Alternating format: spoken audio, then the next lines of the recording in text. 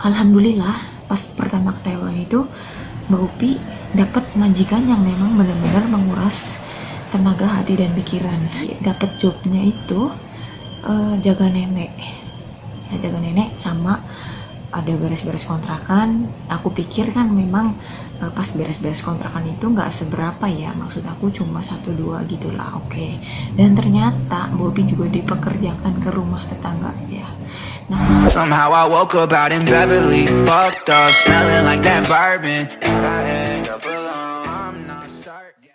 hey, halo, assalamualaikum warahmatullahi wabarakatuh. Lama mendengar renyong, Bobby kita sering mencelak orang apa aku penak.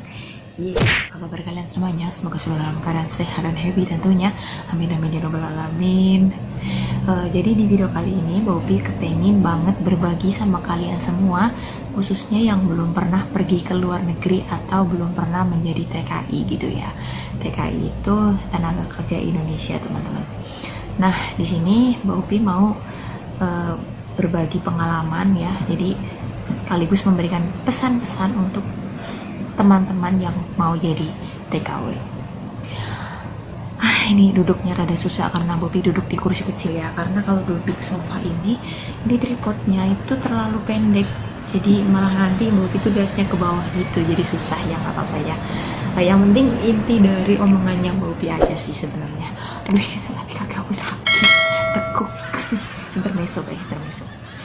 Oke, jadi ini Bobby di sini mau cerita berdasarkan pengalaman Bobby kerja pertama kali ke Taiwan ya.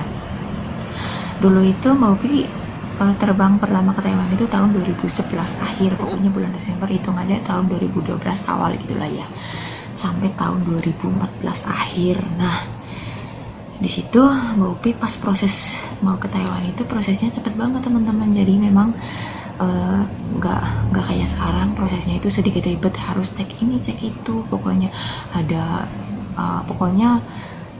lebih ribet dah dari zaman aku dulu ya. Aku dulu cuma 2 bulan lebih itu langsung terbang ke Taiwan. Nah, aku juga waktu itu belum punya pengalaman kerja ke Malaysia, ke Singapura, ke Hong Kong atau kemanapun, baru kerja di Jakarta sebentar langsung ke Taiwan. Jadi alhamdulillah pas pertama ke Taiwan itu Mbak Upi dapat majikan yang memang benar-benar menguras tenaga hati dan pikiran.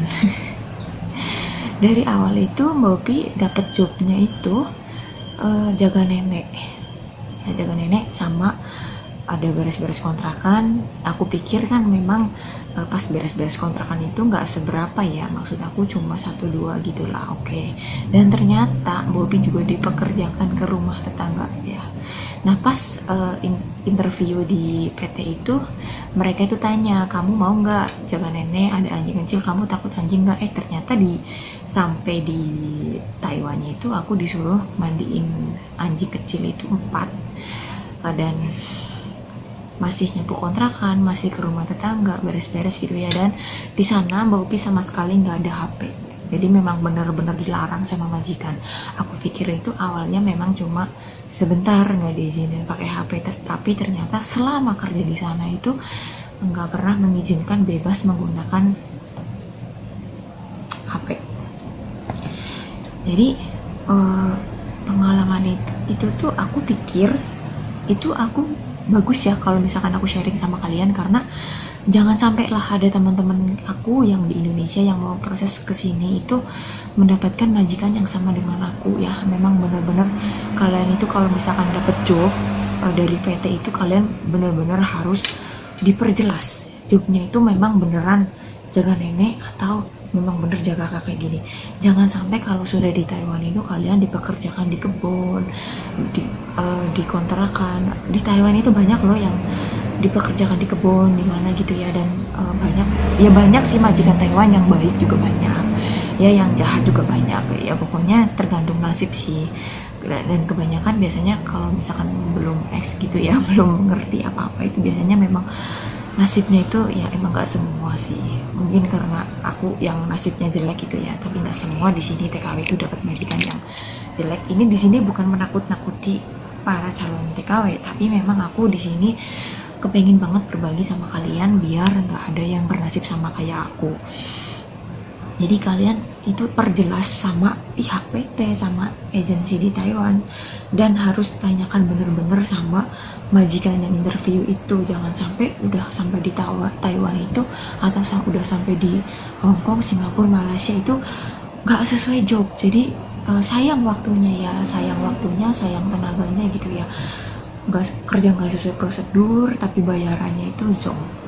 Dulu aku pas dipekerjakan di rumah tetangga ya, kontrakan atau madiin anjing atau apa gitu ya, itu Mbak Upi nggak pernah dapat bayaran tambahan. Jadi memang bener-bener majikan itu liciknya setengah matang.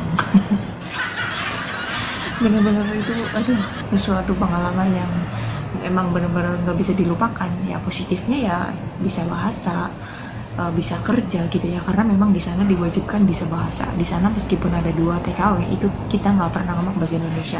Jadi kalau misalkan kita ngomong bahasa Indonesia kita bakal didenda sama mereka ya. Jadi ya itu ada negatif ada positif tergantung bagaimana kita menyikapinya ya. Dan di sana aku bener-bener dibentuk menjadi manusia yang bener-bener strong ya, dipaksa strong oleh keadaan gitu kan. Tapi memang ini sesuatu apa ya yang aku sharing lah buat kalian. Aku pas mau ke Taiwan yang kedua kalinya, yang sampai sekarang aku belum pulang itu, aku tahun 2015 itu aku kesini lagi melalui proses dari awal lagi, dan aku lewat beda PT. Dan di sana aku nggak interview tapi aku langsung dapet job, dan jobnya itu alhamdulillah enak, sesuai job.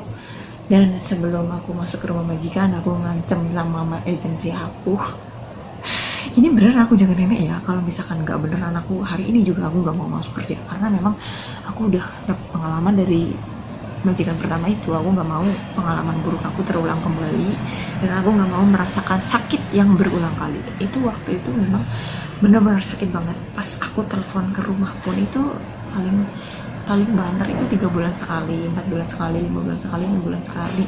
Bahkan uang gaji pun aku ditahan, nggak pernah langsung dikasih cash ke aku, nggak kayak di rumah ini, nggak kayak di majikan kedua. Jadi memang majikan itu orangnya super maafan ya. Jadi mereka pengennya tenaga kita tapi nggak mau bayar gitu ya, seolah-olah tuh kayak mereka nggak mau bayar. Sering dipotong gaji, sering dipaksa libur kalau misalkan kerjanya nggak bener gitu kan. Oke ya teman-teman, jadi intinya kalian jangan asal terima job, dan semoga kalian mendapatkan majikan yang sesuai di perjanjian kontrak. Jangan sampai kerja di luar job, dan jangan sampai kalian mendapatkan majikan yang super maafan, super rewel dan galak ya. Jangan sampai kayak Mbak Upi dulu, blow on banget, asal terima job, asal terbang, asal ya gitulah. Karena memang kurang pengalaman, jadi Mbak Upi dulu nasib pertama kali ke Taiwan itu jelek banget. Oke teman-teman, lanjut ke video berikutnya. A few minutes later. Oke lanjut guys, videonya ini sebenarnya itu video kemarin pas ngaku nganterin nenek aku ke rumah sakit Yatong ya. Jadi rumah sakit Yatong itu kalau bahasa Inggrisnya Far Eastern Hospital ya. Jadi ini karena memang anaknya nenek itu yang satu sudah misah di Taipei dan yang satu lagi kerja. Jadi kalau aku nganter nenek aku tuh lewat MRT gitu ya, MRT satu jalur aja gitu udah langsung nyampe ke rumah sakitnya.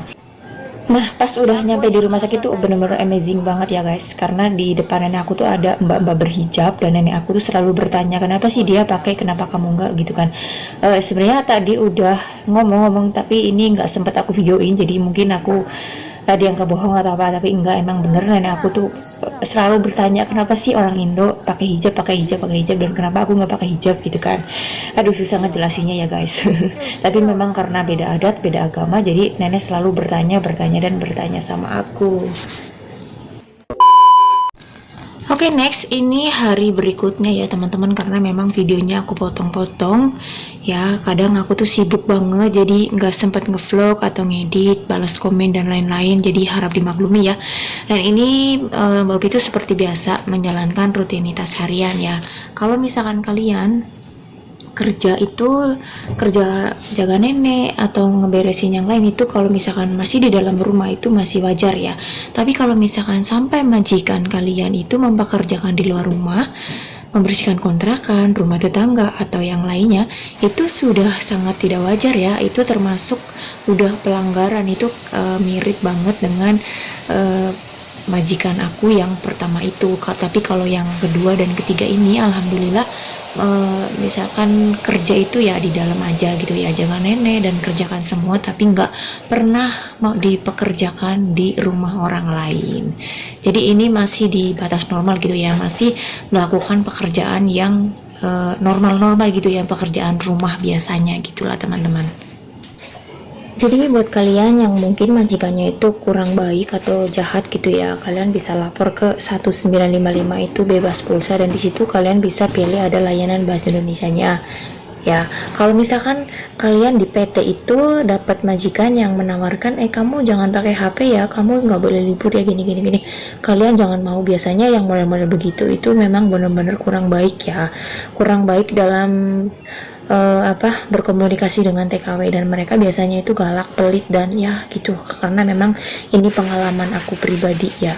Jadi kalau misalkan kalian emang gak kuat, itu kalian lambaikan tangan aja, langsung telepon ke 1955, jangan pernah takut kalau misalkan kalian gak salah. Tapi kan dulu Mbak Upi sebenarnya pengen telepon, tapi Mbak Upi dulu tuh gak boleh ada HP, jadi terpaksa sabar sampai finish kontrak. Meskipun sampai akhirnya Mbak Upi tuh gak pernah dapet uang tabungan, gaji pun nggak pernah dikasih gitu ya. Dikasih cuma sering banget dipotong, jadi hasilnya itu cuma kalau uang Indo paling berapa juta gitu ya, nggak pernah dikasih full dalam 1 bulan. Jadi mereka itu kayak eman-eman gitu, ngerti nggak eman-eman itu? Kalau misalkan ngasih gaji sama TKW itu bener-bener eman-eman banget. Oke, ini Mbak Upi sambil kerja aja ya, sambil nunggu bajunya diperes di mesin cuci. Mbak Upi nyuci kamar mandi dulu ya teman-teman, biar bersih semuanya, dan nanti lanjut biasa ngebersihin lantai 5 ya. Jadi beginilah pekerjaan seorang TKW. Jadi memang nggak seindah foto profil, nggak seindah gajinya, jadi harus mau kerjakan semuanya ya. Tapi ingat, jangan pernah mau dipekerjakan di luar job. Kalau misalkan kerja di dalam rumah begini, pekerjaan rumah biasa itu masih oke dan masih wajar ya. Tapi kalau misalkan sampai dipekerjakan di luar job, itu kalian wajib nolak ya, wajib nolak banget. Pokoknya jangan mau, dan jangan sampai bernasib sama kayak aku dulu. Oke teman-teman, jadi ini kamar mandinya udah selesai dicuci semuanya, jadi harus disiram, dan nanti aku mau lap kering juga pakai alat pel ya teman-teman. Jadi seperti biasa lah pekerjaan TKW ya begini, 24 jam muter sama kayak biasanya gitu ya. Bosan gak bosan, tetap dijalani, tetap dinikmati ya teman-teman. Oke, Mbak Upi mau pamit dulu, mau melanjutkan pekerjaan yang lain. Bye bye. Wassalamualaikum warahmatullahi wabarakatuh. See you next video. Jangan lupa like, comment, dan subscribe-nya ya guys ya. Terima kasih. Bye bye bye bye.